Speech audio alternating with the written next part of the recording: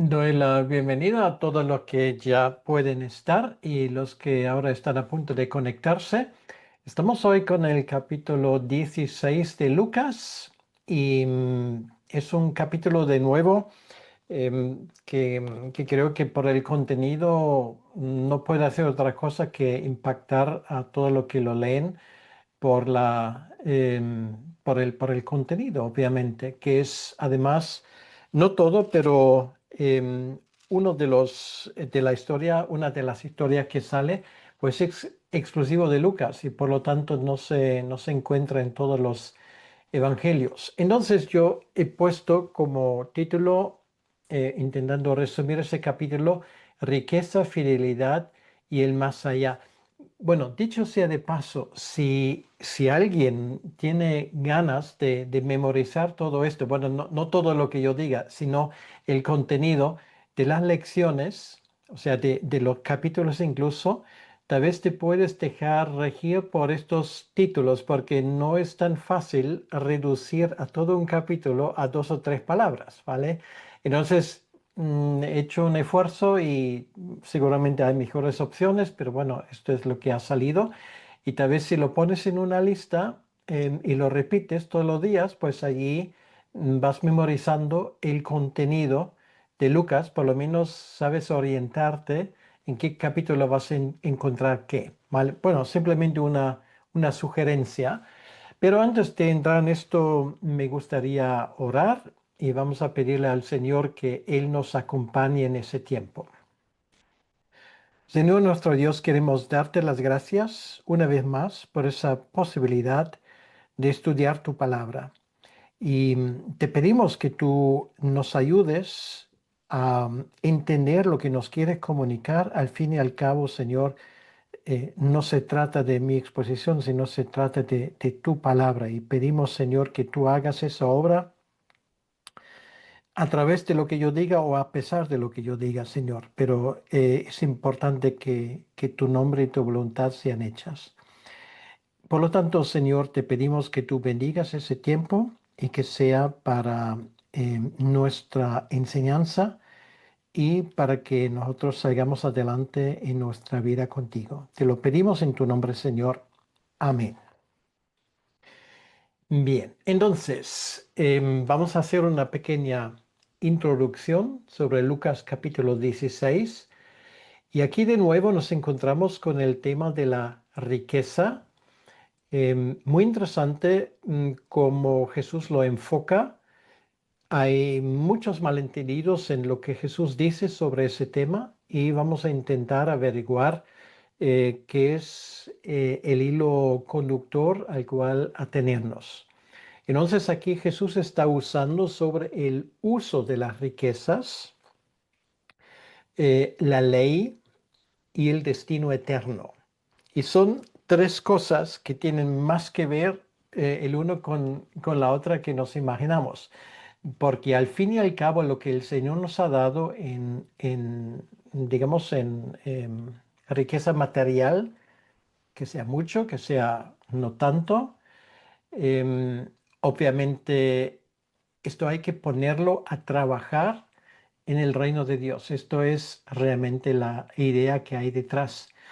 Pues la palabra de Dios aquí representada por la ley nos da el margen y nos da, para decirlo así, la guía para hacerlo con sabiduría. Y todo esto tiene que ver con nuestro destino eterno. O sea, tenemos que entender que el tiempo que aquí tenemos a nuestra disposición es un tiempo limitado y por lo tanto tenemos que optimizar lo que Dios nos da para su gloria y para su honra. Bueno, esto sería más o menos el contexto. Entonces aquí, una vez más, voy a hacer un resumen de ese capítulo.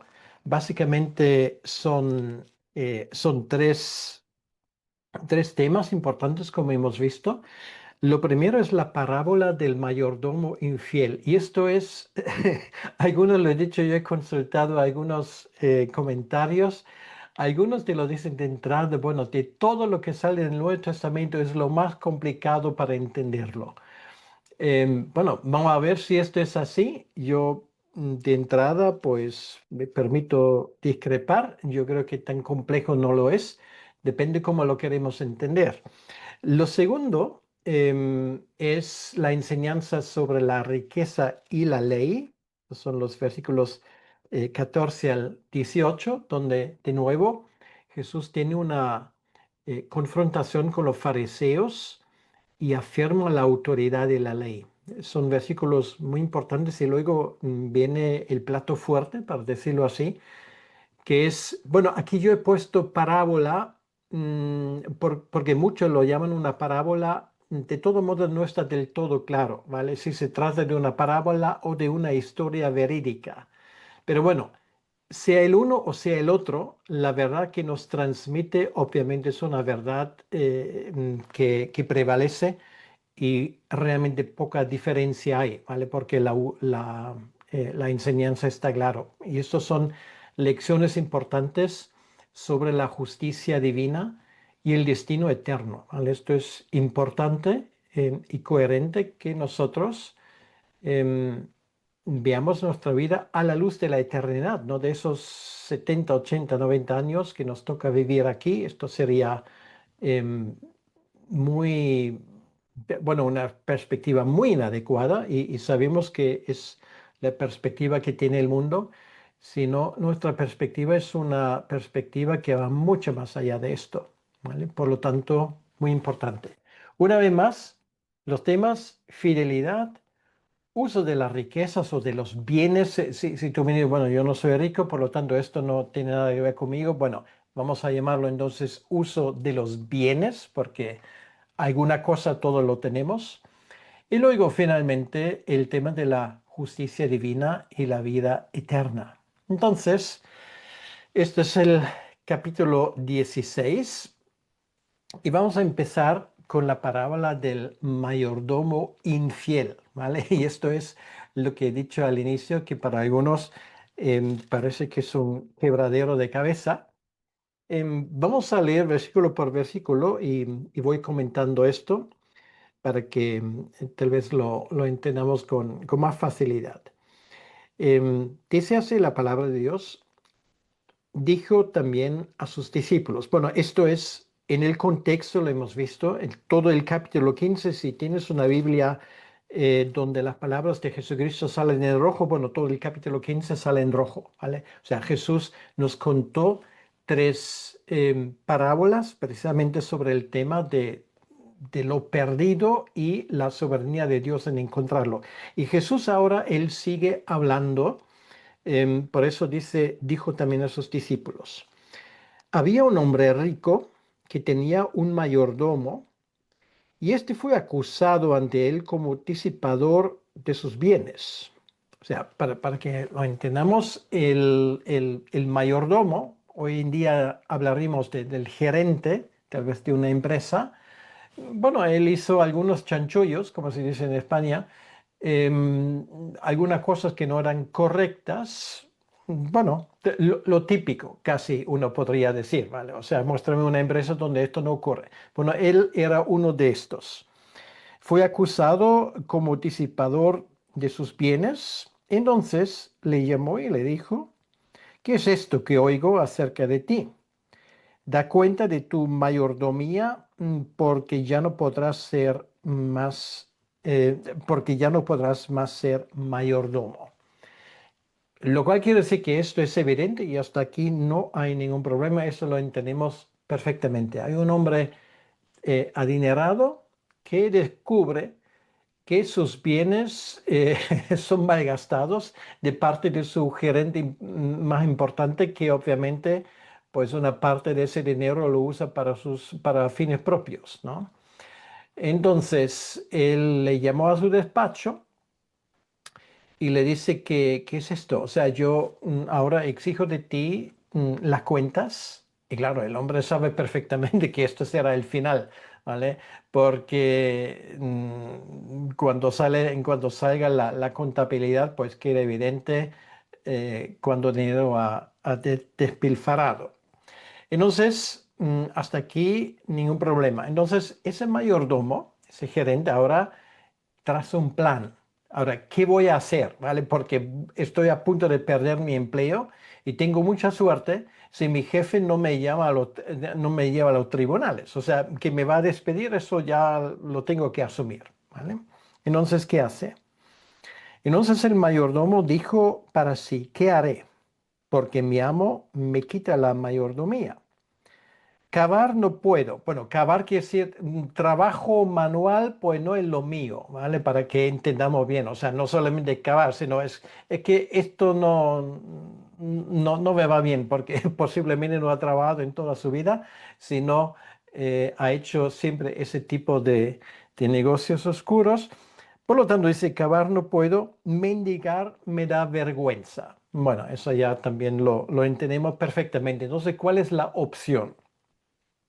Ya sé lo que haré para que cuando se me quite de la mayordomía, me reciban en sus casas. Quiere decir que ahora tengo que trazar un plan B, ¿vale? Para que mi futuro esté asegurado. Ahora, esto es lo importante, ¿vale? O sea, Jesús no cuenta esa historia para enseñarnos, mira, hay que hacer todo tipo de engaños. Esto no es el tema.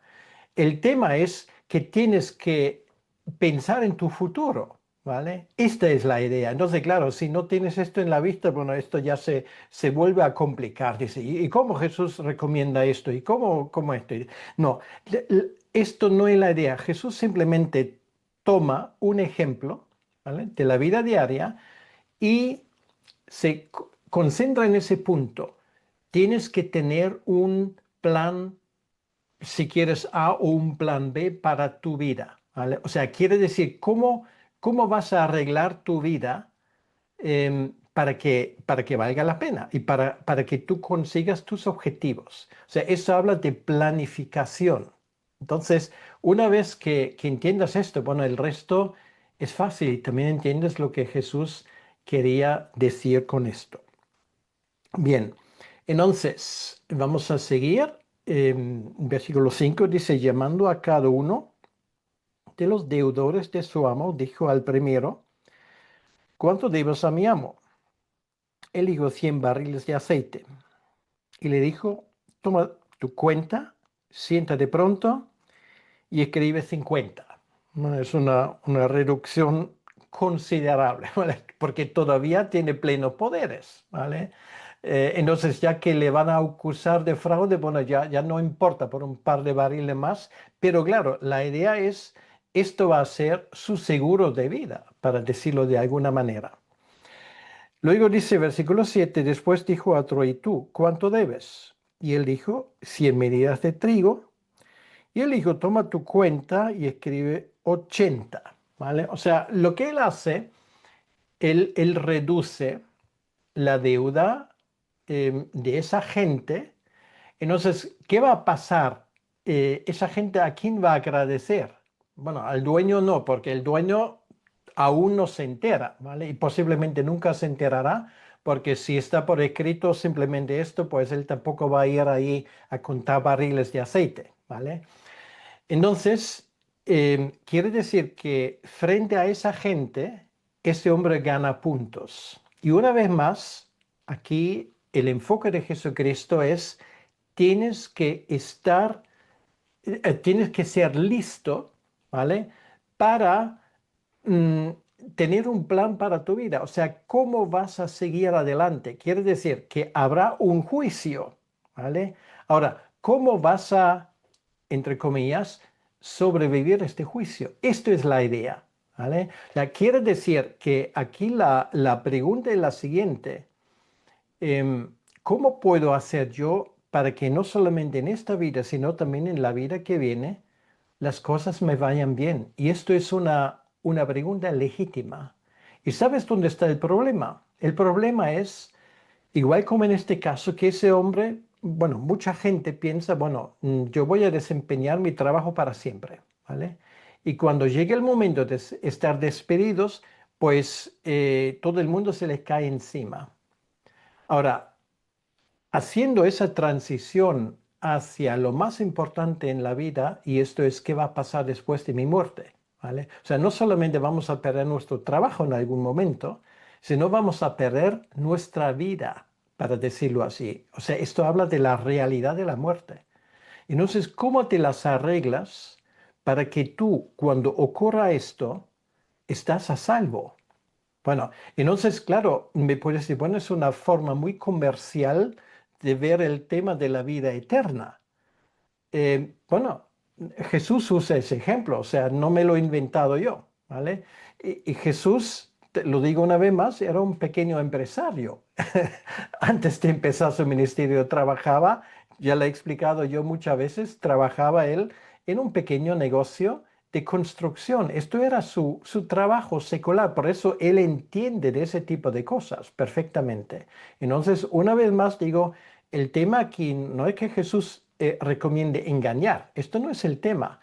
El tema es que Jesús te recomienda hacer planes y cómo vas a hacer para que más allá también tu vida siga adelante en condiciones favorables. Esta es la idea, ¿vale? En otras palabras, ¿qué vas a hacer cuando llegue el momento de partir de esa vida? Esto es la idea. Quiere decir que tienes un plan para el más allá, tienes un plan para la eternidad.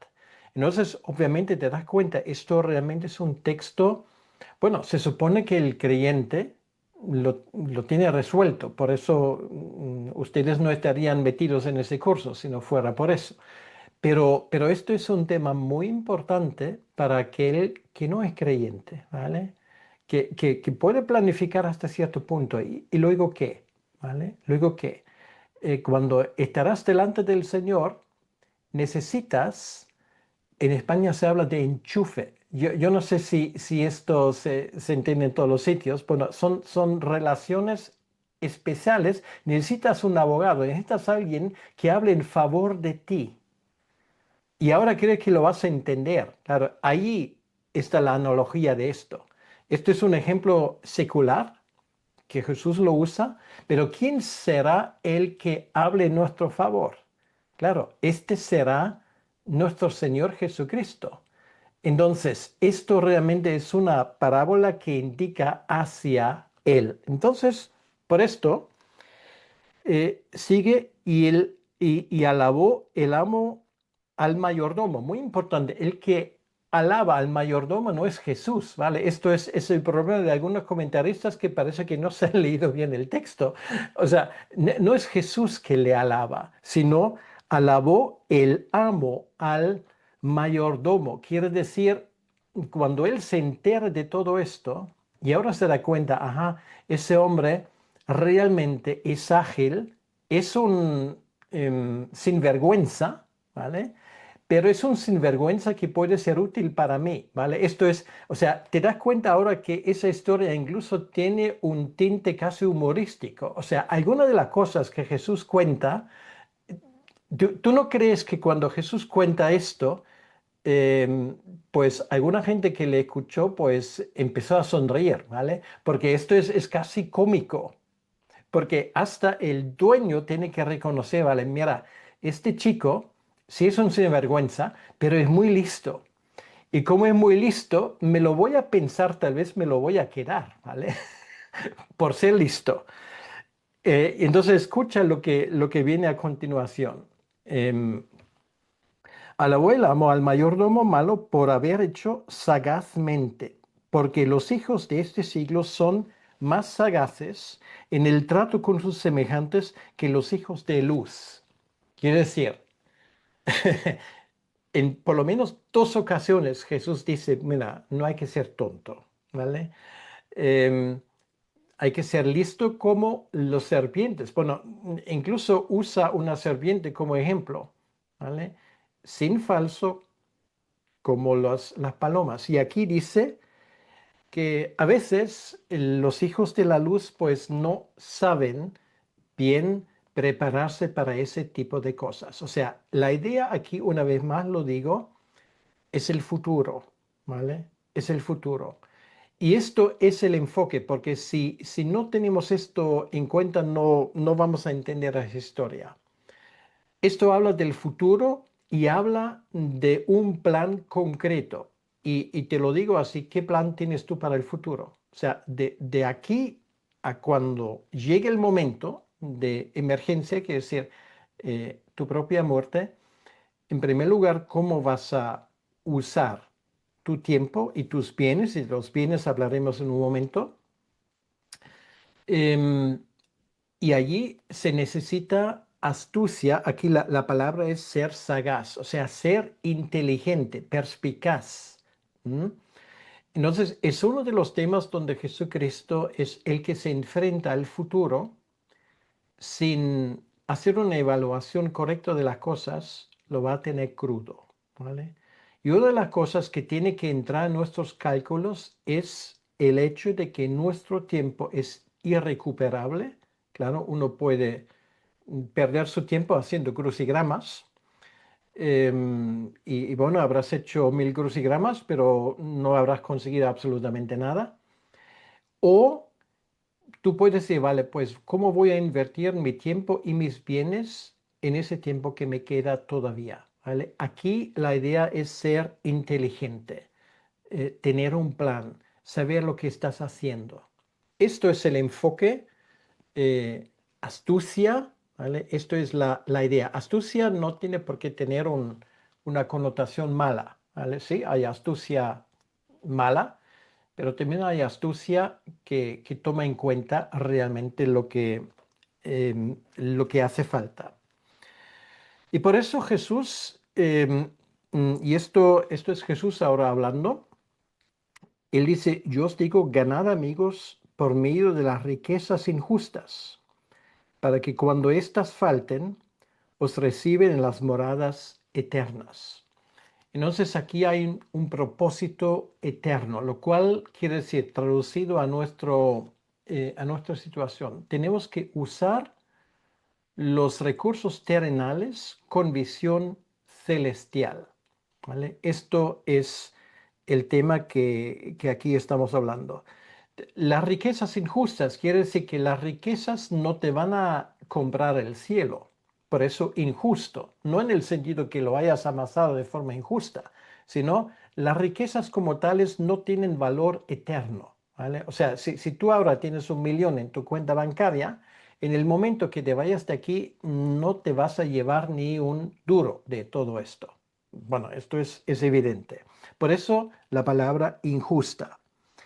Entonces, para que cuando éstas falten nos reciben las moradas eternas. Quiere decir que el arte de la vida cristiana es convertir en lo que tú ahora tienes en un valor eterno. ¿Vale? Esto es invertir en el reino de Dios. Y esto es algo que aquí lo he puesto de esa manera. Usar recursos terrenales con visión celestial. Y obviamente ahí tienes 1000 aplicaciones. Em, y ojo, una vez más, esto se reúne con lo que leímos antes, con el tema de la inteligencia. Solamente digo una cosa, no vas a dar dinero al primero que te pida, ¿vale?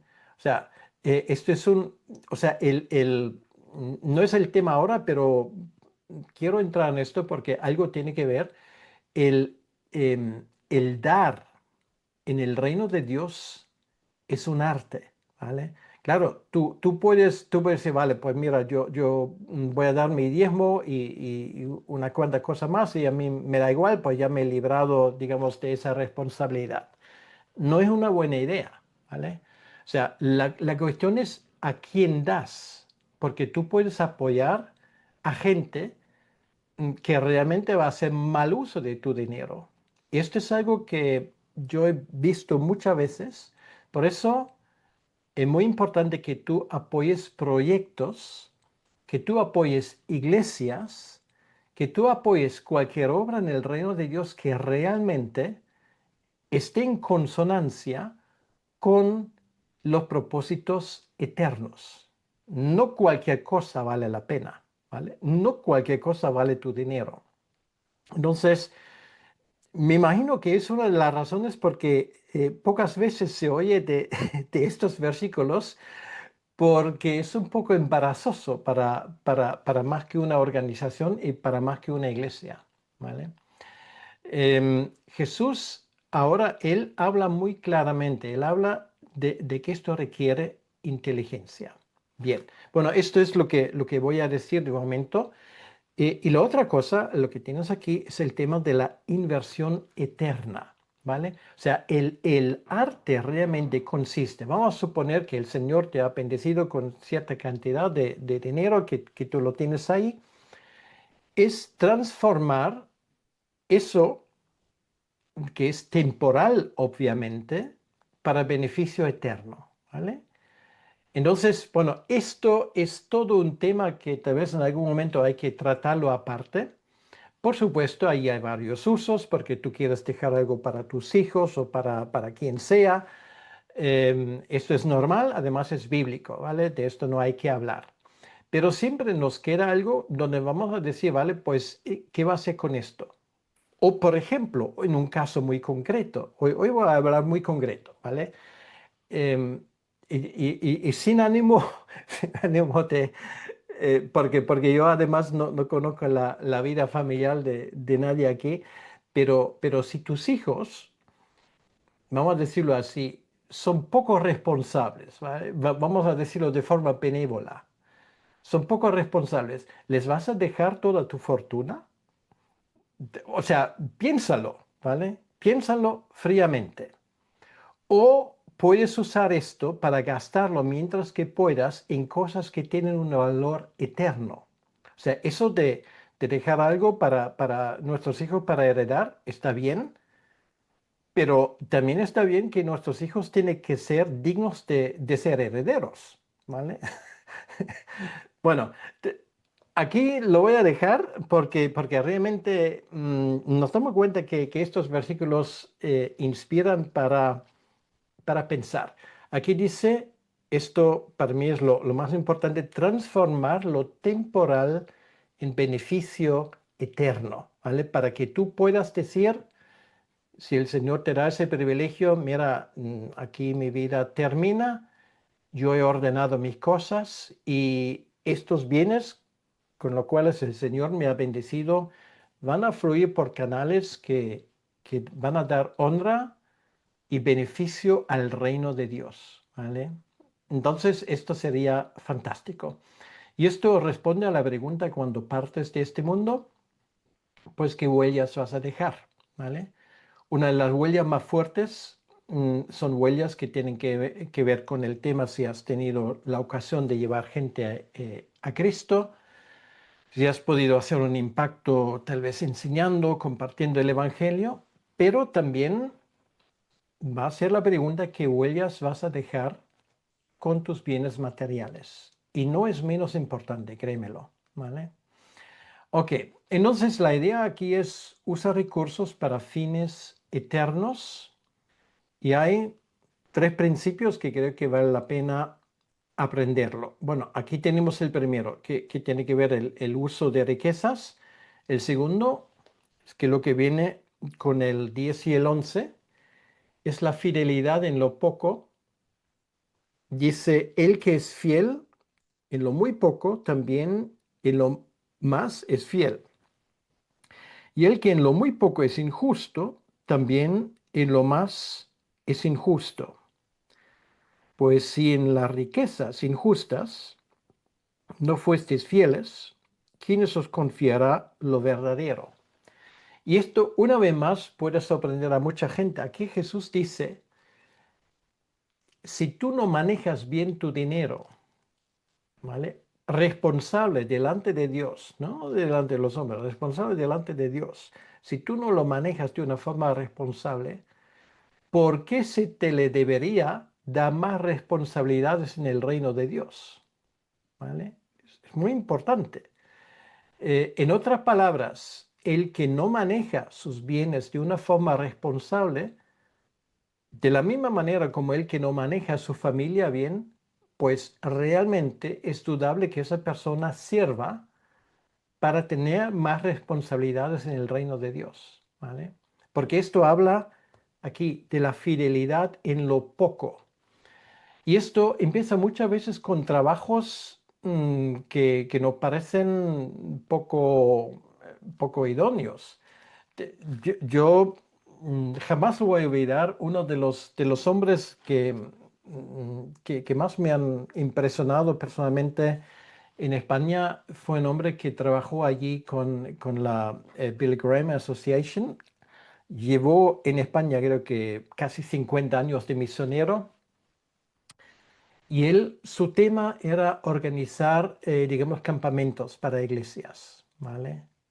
Así él hizo un trabajo magnífico con esto. Y claro, un campamento cristiano no solamente es la predicación de la palabra, esto tal vez es lo más llamativo. Si tú estás en un campamento, necesitas gente en la cocina, necesitas gente, y ahora siento hablar de ese tema, que es capaz de limpiar los lavabos, ¿vale? Los baños. O sea, esto hay que tenerlo en orden. Y él me dijo, mira, normalmente no me es complicado encontrar a alguien para predicar la palabra, tampoco tanto para la cocina, pero tú crees que es fácil encontrar gente que se compromete con mantener los baños en orden, ¿vale? ¿Por qué? Bueno, porque esto parece muy poco atractivo, realmente. Y fíjate lo que Jesús aquí dice. Bueno, si tú no eres fiel en lo que se considera poco o bajo, tampoco te calificas para algo más llamativo, ¿vale? Porque normalmente empiezas allí. Y esto es algo que tú lo puedes ver en muchas empresas. Bueno, es famoso de aquellos que desde lavar platos finalmente llegan a ser el jefe de la empresa. Bueno, todos hemos escuchado esas historias. Em, Son historias que a veces son muy llamativas y a veces pues ocurren sin que mucha gente se entere. Pero el principio sigue el mismo. Si tú rechazas un trabajo sencillo, una responsabilidad sencilla, porque alguien te debería poner sobre una responsabilidad mayor, ¿vale? Esto es algo que se aplica también al reino de Dios. Por eso ese principio, segundo principio, fidelidad en lo poco. Y hay un tercer principio, el 2 y el 13, Jesús lo menciona, esto es servir a un solo Señor. Dice, si en lo ajeno no fuiste fieles, ¿quién os dará lo que es vuestro? Ningún siervo puede servir a dos señores, porque o aborrecerá al uno y amará al otro, o estimará al uno y menospreciará al otro. No podéis servir a Dios y a las riquezas, ¿vale? Al fin y al cabo, esto es la decisión, ¿vale? O sea, ¿cuál es el principio regidor en tu vida? ¿Es la gloria de Dios o es tu propia gloria? ¿Es la vida eterna o es la vida terrenal? ¿Vale? Porque a veces precisamente hay que tomar una decisión en ese tipo de cosas. Entonces, bueno, simplemente voy a ir hacia atrás para ver los tres principios. El uso de las riquezas, ¿vale? Ser inteligente. Segundo, fidelidad en lo poco. Y tercero, servir a un solo Señor, ¿vale? Tener las em, lealtades bien claras. Bien, con esto llegamos a la reacción de los fariseos, porque obviamente, bueno, te das cuenta que en el capítulo 15 hablamos de que había mucha gente de reputación dudosa que le estaban escuchando y había fariseos que estaban espiando a ver quién viene, ¿vale? Pero ellos escucharon, había ahí una comitiva y dice, oían también todas estas cosas los fariseos que eran, ahí lo tenemos, avaros, ¿vale? O sea, quiere decir que es la peor mezcla. Tienes hipócritas que encima, em, a pesar de su supuesta espiritualidad, pues lo que les encantaba era el sonido de la plata, ¿vale?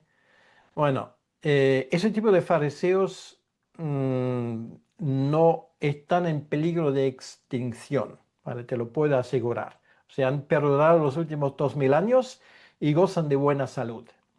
Entonces, em, incluso se burlaban de él. Bueno, no sabemos exactamente en qué sentido que se burlaban, Pero ahora Jesús se dirige directamente a ellos y dice, entonces les dijo, vosotros sois los que os justificáis a vosotros mismos delante de los hombres, mas Dios conoce vuestros corazones, porque lo que los hombres tienen por sublime delante de Dios es abominación. Lo cual quiere decir Jesús con esto, em, que estos fariseos cuidaban mucho su imagen, ¿vale? Es que lo tienes hasta en las iglesias. Hay gente que escribe cartas de oración, hay gente que cuida de la imagen de una organización, de una iglesia, y hay gente que le paga a ciertas personas para hacer precisamente esto. Pues Jesús dice, ustedes pues ponen mucho cuidado en esa imagen pública, mientras que esto no corresponde con la verdad que está oculta, quiere decir con su vida interior. Entonces, esto se llama hipocresía, ¿vale? Esto es la palabra. Cuidar la apariencia externa, realmente sí podemos engañar a gente con esto. O sea, lo que Jesús aquí dice es que Dios conoce vuestros corazones. O sea, ¿a quién queréis engañar con esto, señores fariseos? ¿Vale? Porque el Señor penetra más allá de las apariencias hasta la verdadera intención. Y esto, una vez más, delante de nosotros puede ser, em, vamos a decirlo, un secreto, delante de Dios no. Lo que el mundo valora suele contradecir a los valores del reino de Dios. Por eso yo dicho muchas veces, si el mundo nos aplaude, tenemos que preguntarnos qué exactamente hemos hecho mal, ¿vale? Pues, no sé, aquellos que no son precisamente conocidos por su ética alta, nos alaban y nos cuidan y nos dan premios y cosas. Realmente debería ser una razón para preocuparnos.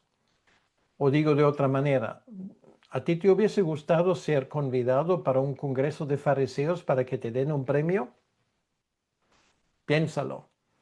¿Y cuántos representantes del mundo cristiano hoy acuden a esos congresos de fariseos precisamente para recibir un premio? Bueno, son cosas mías, ¿vale? Pero creo que vale la pena pensar en ello. Entonces, es lo que recoge el versículo 15. Y con esto vamos al siguiente, al 16, que tiene que ver con la ley y el reino.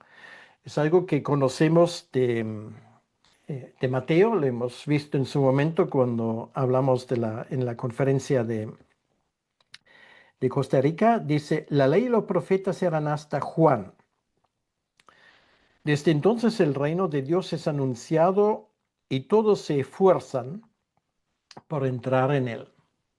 Quiere decir que allí hay una transición. Ahora se anuncia el reino de Dios. El reino de Dios ha llegado. ¿Vale? Es el momento ahora. Lo que los profetas habían anunciado con Juan el Bautista empieza. Bueno, pocas veces Jesús lo ha dicho más claro que en este caso. Y cuando dicen que todo el mundo se esfuerza por entrar en él, quiere decir que todo el mundo se quiere apuntar, ¿vale? Pero muchas veces jugando a sus propias reglas, ¿vale? O sea, yo sí, yo quiero tener los beneficios del reino de Dios, pero al mismo tiempo yo quiero ser el Señor de mi vida. Yo quiero seguir a Jesucristo, pero al mismo tiempo yo quiero mantener lo mío. Y Jesús dice, bueno, así la cosa no va a salir. Entonces, dice, pero más fácil es que pasen el cielo y la tierra, que se frustre una tilde de la ley. Bueno, esto en su momento lo he explicado. Esto habla de que la ley sigue intacta, sigue inamovible, a menos que sea cumplido en Cristo. Y además, pues nos habla de la autoridad, quiere decir que cada detalle tiene un valor divino. y nos habla de la eternidad, porque trasciende el tiempo y el espacio. La palabra de Dios es eterna. Y la palabra de Dios seguirá existiendo cuando estemos en la presencia de Dios. O sea, nunca, en ese sentido, nunca la Biblia se va a quitar, o sea, nunca va a desaparecer. No sé cómo la vamos a leer en el Nuevo Mundo, pero allí estará, ¿vale? La diferencia será que la vamos a entender bastante mejor em, allá. Entonces, ahora, te vas a preguntar ahora, ¿y en qué contexto viene ahora lo del divorcio? Bueno, te lo explico. Esto es un ejemplo de la fidelidad a los mandatos de Dios. Y Jesús aquí escoge el tema del adulterio porque parece que esto era precisamente un problema entre los fariseos. ¿Vale? Ahí está. Em, por ejemplo, en el Talmud se especifica, o sea, en la tradición judía, de que un judío podía divorciarse de su mujer si le ha quemado la comida. Bueno, no es una broma, ¿vale? O sea, esto era legalmente, bueno, legalmente, no según la ley de Moisés, pero según la ley que ellos habían inventado, era posible. Y había mil razones más, ¿vale? O sea, no era un caso raro que un fariseo, que querían ser, bueno, los más piadosos de todos, se divorcia de su mujer por una tontería, ¿vale? Y tenía mil leyes que lo justificaban. Y que Jesús dice esto, bueno, eh, en ese contexto de la ley, la ley, esa ley sigue válida, pues sigue válida, pero lo que dice Jesús, pero ustedes han puesto sus propias leyes para que esa ley ya no tiene importancia ninguna. O sea, tú puedes divorciar a tu mujer por una tontería, ¿vale? Y por supuesto casarte de nuevo.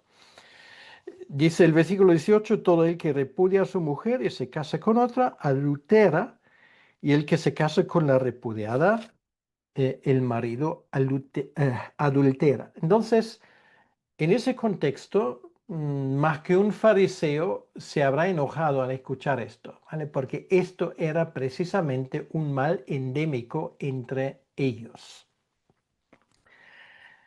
Y ahora con esto, Jesús llega, a ver,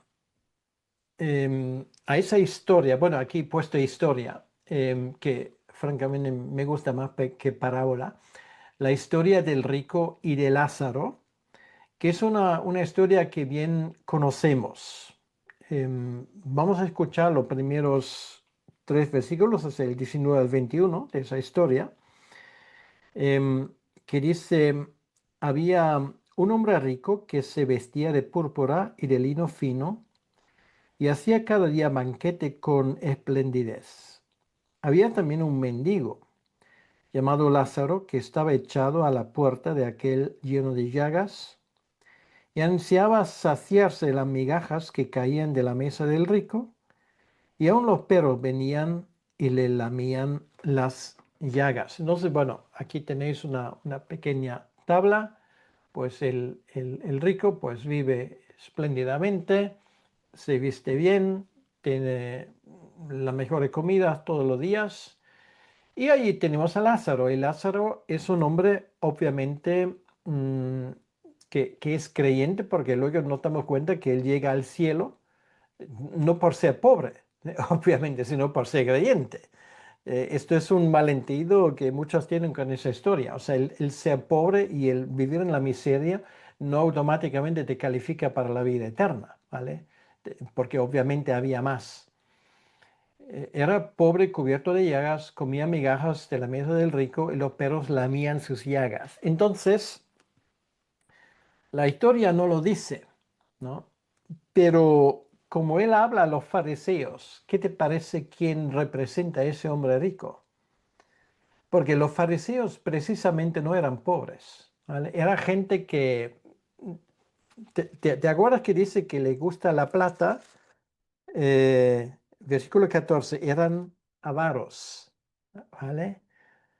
O sea, hay que ver las cosas en su contexto. O sea, yo creo que todo indica que ese hombre rico era un fariseo, lo cual agrava la situación, ¿vale? Porque a ese fariseo que pretende ser, obviamente, hijo de Dios, hijo de Abraham, heredero de la vida eterna, etcétera, etcétera, etcétera, le importa un pimiento, pues ese pobre que está delante de su puerta. Bueno, la cuestión es que no es que le invita todos los días a comer con él. La cuestión es, obviamente, tener un poco de misericordia y aliviar dentro de sus posibilidades, y tenían bastantes, digamos, la vida de ese pobre hombre, ¿vale? No le importa para nada. Bien, entonces, dice el versículo 22, aconteció que murió el mendigo y fue llevado por los ángeles al seno de Abraham, y murió también el rico y fue sepultado.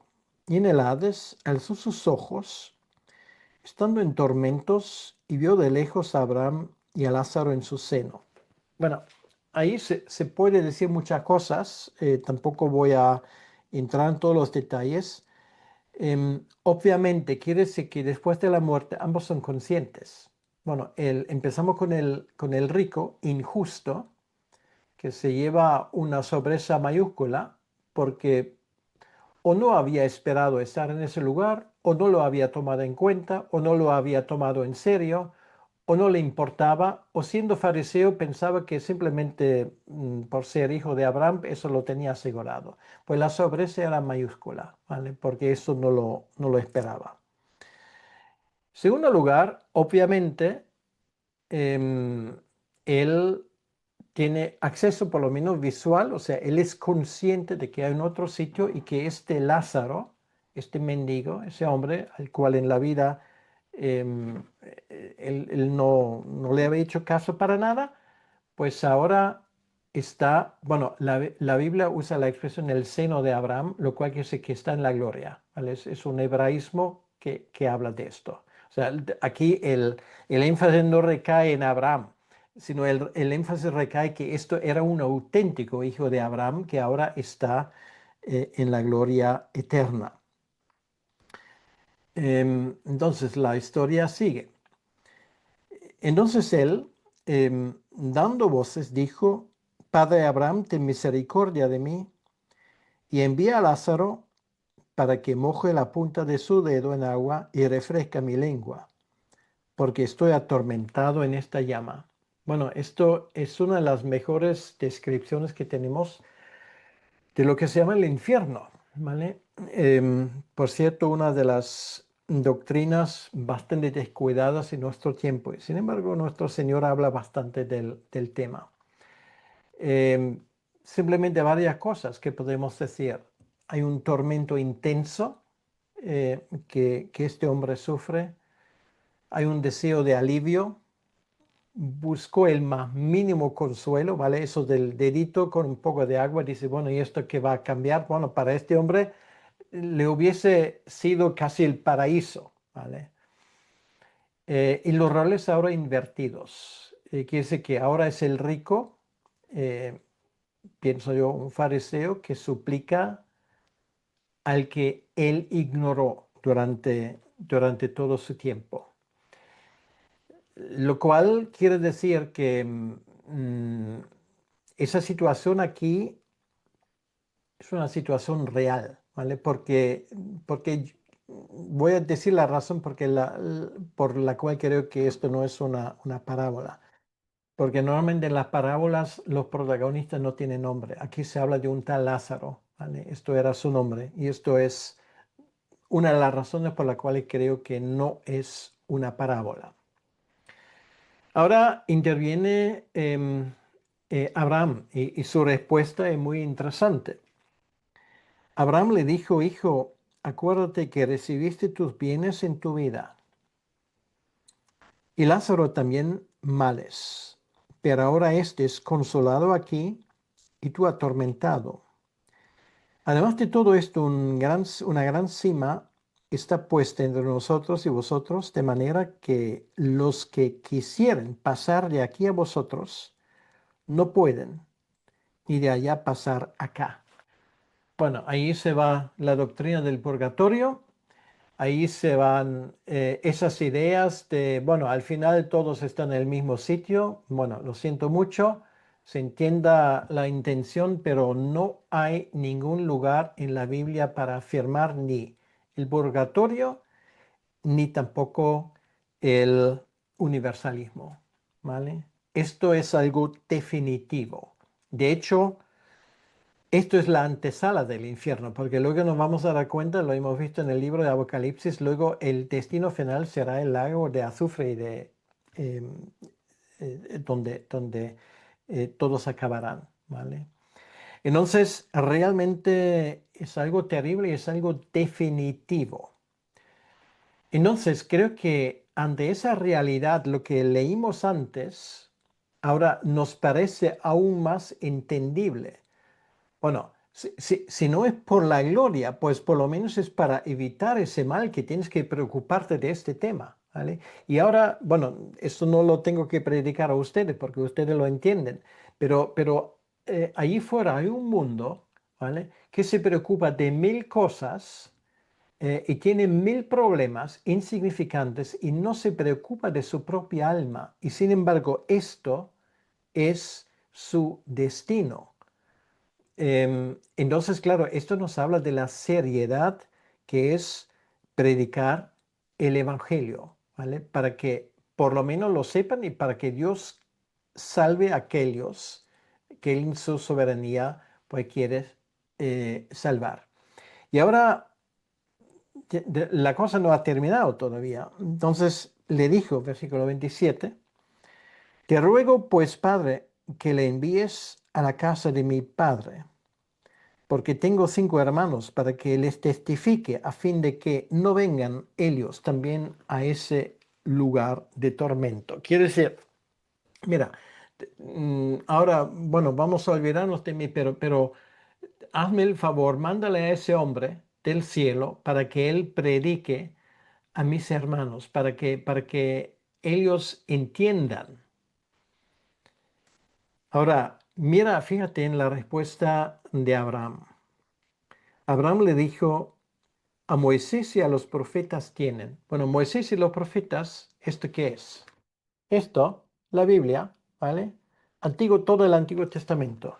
Quiere decir que traducido a nuestro idioma es que tienen el testimonio de la Escritura, ¿ok? Y si quieres escuchar a alguien que ha vuelto de los muertos, pues hay uno que lo ha hecho, ¿vale? Escucha su testimonio.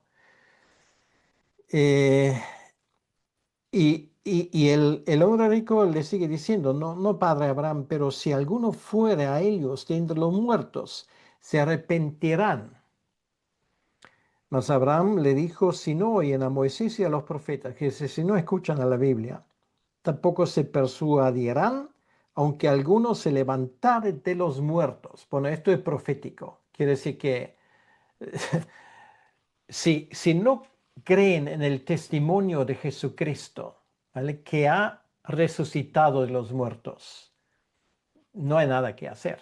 O sea, con mucho milagro que habría, esto no cambiaría nada. ¿Y de qué nos está hablando esto?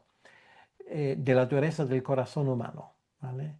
Solamente la palabra de Dios puede em, penetrar a través de ese corazón de piedra. Bueno, creo que entendemos ese capítulo 16, o sea, esas cosas pues van en uno. Em, entonces, empezamos simplemente he resultado aquí 4 puntos. El uso sabio de los recursos, ¿vale? Esas riquezas, o los bienes que tenemos deben de servir propósitos eternos. Es lo primero que hemos aprendido. Lo segundo es el tema de la fidelidad interior, que es que Dios mira el corazón, no mira las apariencias. Tercer lugar, la justicia divina, que es que la importancia de invertir nuestra fortuna, nuestros bienes en la eternidad y la autoridad de la palabra de Dios, que las escrituras son suficientes para la fe. Bueno, Esto es el capítulo 16. Estoy seguro es un capítulo que a más que uno de nosotros nos va a dejar pensativos. A mí me ha pasado, porque son realmente de esto, bueno, lo he dicho ya muchas veces, lo digo de muchas cosas, pero de esto sí podrías escribir un libro, ¿vale? Porque en mi opinión es uno de las faltas de perspectiva más trágicas de nuestro tiempo. El reconocer que tenemos un alma que es eterno y que ese alma en algún momento tiene que em, estar en un lugar y solamente hay dos para escoger, o en la gloria de Dios o en el infierno, una de las dos cosas. Entonces realmente si vemos nuestra vida de esa perspectiva, si uno es sabio e inteligente, uno se pregunta, entonces, ¿qué voy a hacer yo para asegurarme la entrada en las moradas eternas? No hay pregunta más importante que resolver en este mundo. Y ahí, bueno, todas las demás cosas van en función de esto. Bueno, aquí lo dejamos y vamos a ver, hay tiempo para hacer preguntas y yo animo si hay preguntas, adelante.